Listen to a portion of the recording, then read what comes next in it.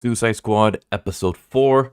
In this issue, we're gonna get a big fight, kind of, and a lot of flashbacks. We actually start off this episode with a flashback where we see some gangsters going into an abandoned building that Joker and Harley are hiding out in, and these gangsters are trying to kill the Joker. And basically, Joker's spying on them, and he's telling Harley, "Do you know what's the best way to catch a rat?" That's basically going to be like the theme for this episode. And then we jump to prison in the present day where the Suicide Squad gang is once again locked up. I'm kind of wondering why they keep allowing themselves to get locked up, because it's pretty obvious that, especially now that they have all their weapons and gear and their abilities are amplified, they can just totally destroy this kingdom.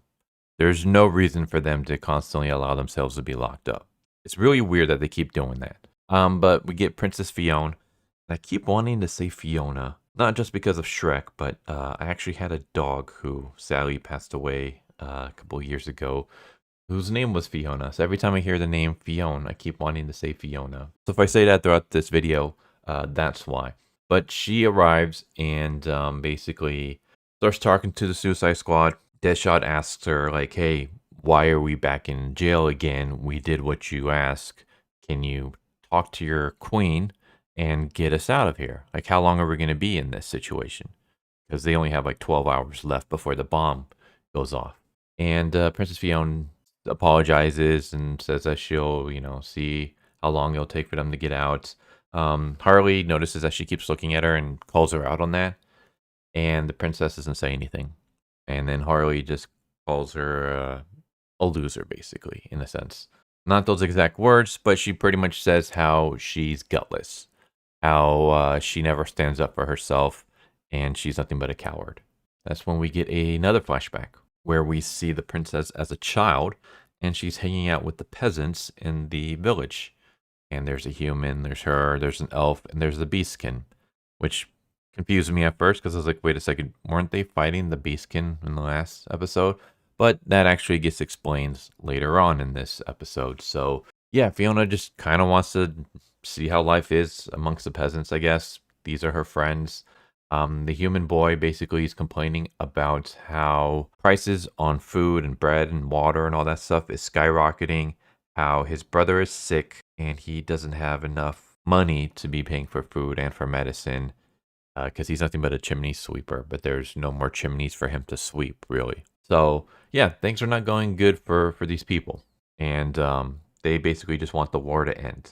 And so this has been a war that's been going on for years, because war has been going on since Fiona was a child. She's now a teen. We get her later on at the castle where her mom is basically bad-mouthing her about going out and how she is a noble and she needs to like present herself like they have a role in this universe, in this kingdom. And she calls her mother out on like what exactly is our role. And her mom says to end this war. I don't even know if they know what the war is about. Maybe they do. But then we come back to the present day, and that's when they're inside the war chamber where they're discussing the fact that Ratcatcher has a whole army of beastkin, and they're marching towards the kingdom. And basically, there's like this giant gate that blocks the two islands. So there's like two giant islands, as you can see in this image. The kingdom is on the left, and there's this giant gate up on the top that the army needs to pass through, and then they need to cross the bridge to get to the second island. And I was thinking, okay, so the plan's going to be that they're going to blow up the bridge, right? Either that, or like they have to come through this canyon. Are they going to use like Clayface to use his powers to cause a mud avalanche on this army? Is that like what the plan's going to be?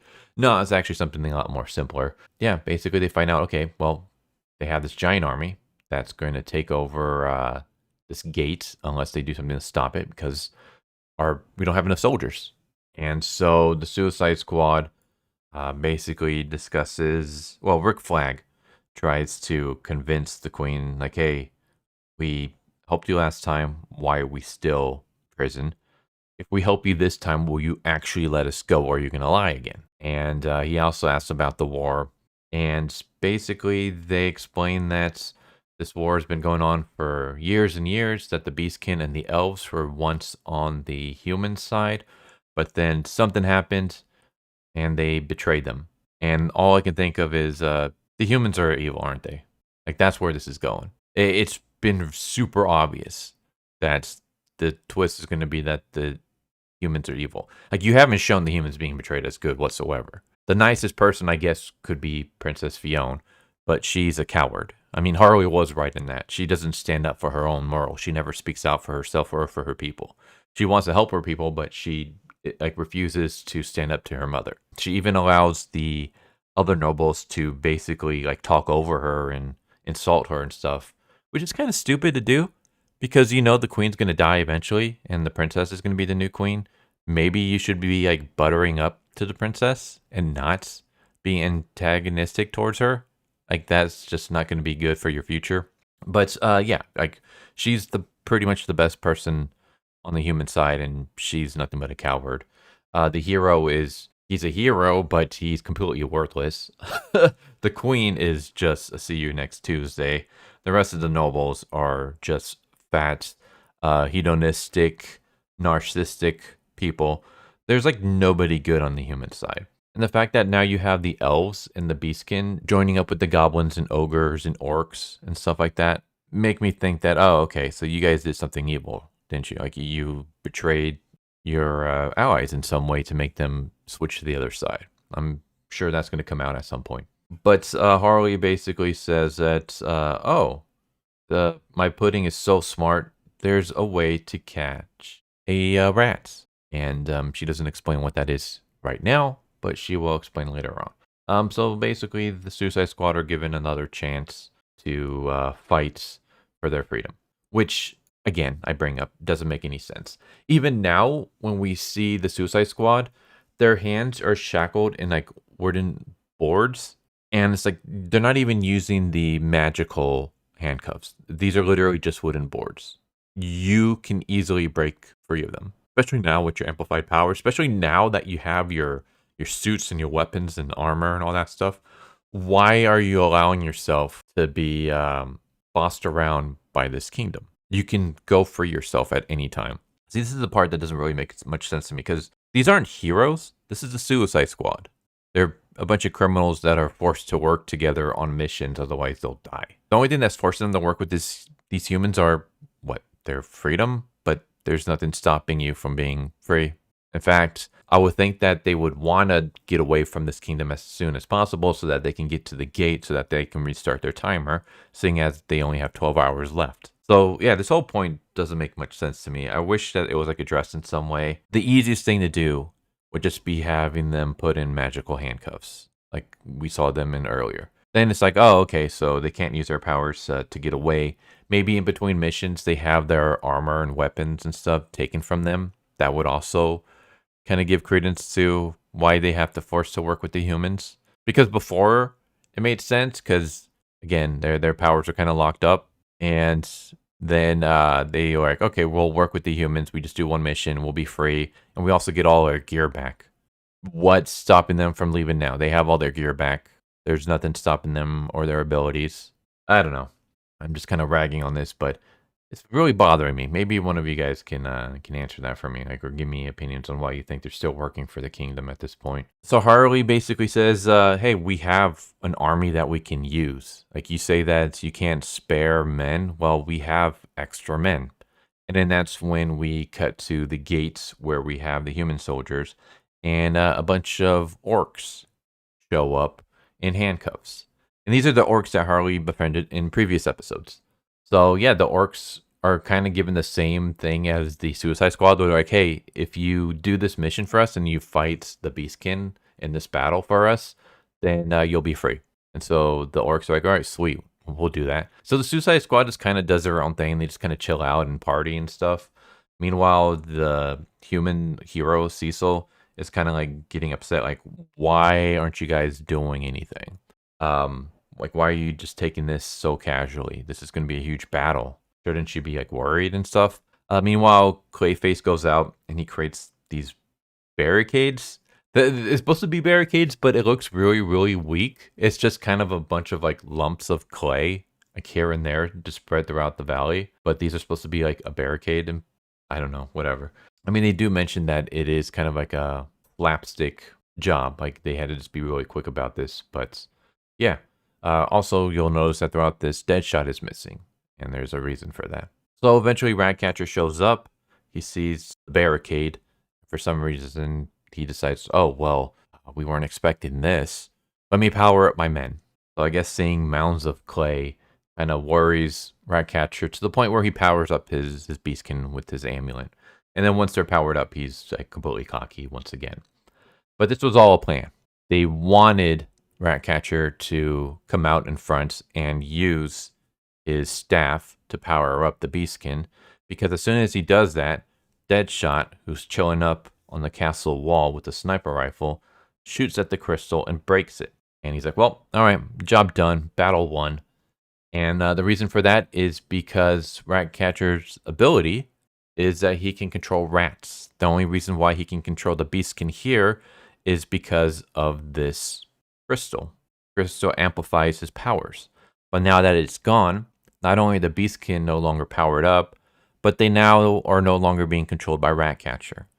And then that's when we cut back to the flashback with Joker and Harley, where Joker answers the question, how do you catch a rat? By making it go after another rat. And so he blows up a wall, like right next to the gangsters that are trying to kill him, revealing another group of gangsters that are also trying to kill him. And these are like rival gangs. And then over the loudspeaker, Joker yells, it's him, shoot him. And this like freaks out the gangsters, and they start blasting each other and killing each other. And that's how you catch a rat. So the beastkin surround Ratcatcher, and we don't know what they do. He's like begging for his life, and that's it. Which kind of, I'm wondering, are they gonna kill him off? I mean, it'd be cool if they did. This is a like non-canon anime series. Feel free to go nuts with this. Kill off characters. That's completely fine. It's not just gonna affect the continuity of the comics or movies or anything like that. But yeah, the battle's won. No one had to fight. It just took a single bullet from Deadshot to win the battle. And so, yeah, Deadshot goes down, meets up with the rest of the gang, and they're like, well, battle won. Let's go head back to the castle. We should be free now. Tell your queen to, like, give us a bath and stuff like that, because we're kind of ranky right now. And, yeah, let's go celebrate. And Cecil's just kind of like, what the hell? Like, what do you mean the battle is won? We still have to fight the Beastkin. And then that's when a messenger comes and says, hey, the Beastkin give up. They surrender, like they're no longer being controlled, so there's no reason for them to fight. And that's when we see the nobles back in the war council room, and they're wondering, okay, what's going on? Why are the Suicide Squad leaving the battle? And then that's when another messenger shows up to the castle and tells the queen that the battle is won and that the beast can surrender. And everyone's kind of celebrating. The princess is kind of happy, and she turns to her mother. And her mother has this really like pissed off expression on her face. I'm assuming maybe she is getting upset that the Suicide Squad, that outsiders are showing her up. Either that, or she's upset that the Suicide Squad is making this war so easy. And maybe she actually wants to keep the war going. I mean, in the real world, wars are kind of good for governments in terms of money and power and stuff like that. Is that kind of what's going on here? The thing, though, is that this is a monarchy in this series. Like, she's the queen. So would a war actually grant her more power? Isn't her word just law? So I don't know. I don't know why exactly she seems to be pissed off. Again, it's either because she wants the war going, or just because she feels like these outsiders are showing her up. Like, this is a war that she has apparently been in charge of, at least for her side, for her entire life.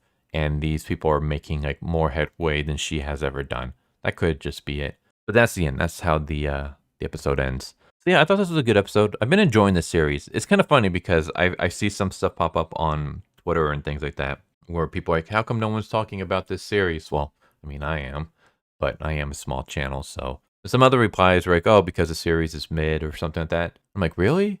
I think it's actually pretty good. I enjoy it. It's like the best thing coming out of DC or Marvel in a long while.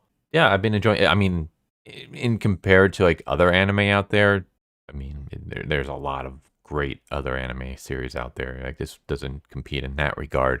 But like the best thing comic related to come out, I would say it'd be this series. It's entertaining. Great characters. I love the writing and stuff like that. Kind of cliche, but it's an isekai. Isekai is very cliche and formulaic, and at least they're trying to do something like unique with this formula. So yeah, I enjoyed it. I do think previous episodes are better, like the previous episode where they actually fought the rat catcher and like snuck their way through the castle and were like sniping Beastkin was and snapping necks and things like that. Like that was cool. Here, I do think it's kind of cool that like they basically had this like huge plan, and the only people who were aware of what the plan was the Suicide Squad, and it was just a simple, hey, we'll show like a force of might to make sure that the Ratcatcher goes up to the front lines and powers up his men, and as soon as he powers up his men, I'll just snipe his crystal and we win. So, I was kind of hoping for like a cool battle scene, but at the same time, the fact that they were just able to pull this off super easily is also kind of funny. Overall, yeah, I enjoyed this episode, and I think the series has been pretty fun so far. So, if you're a comic book fan and you want something comic book related to check out, definitely check out this series. I don't think it's mid. I think it's pretty damn entertaining. So far, I would give it like a 7 out of 10. But there you go. There's Suicide Squad, episode 4. Hope you enjoyed. To see you next time. Take care. Later. Thank you for watching my video. I hope you enjoyed it. If you didn't, I still want to thank you for watching it this far, and I hope the next one is more to your liking. With that said, thank you once again, and I hope you guys and gals have a good one. Later.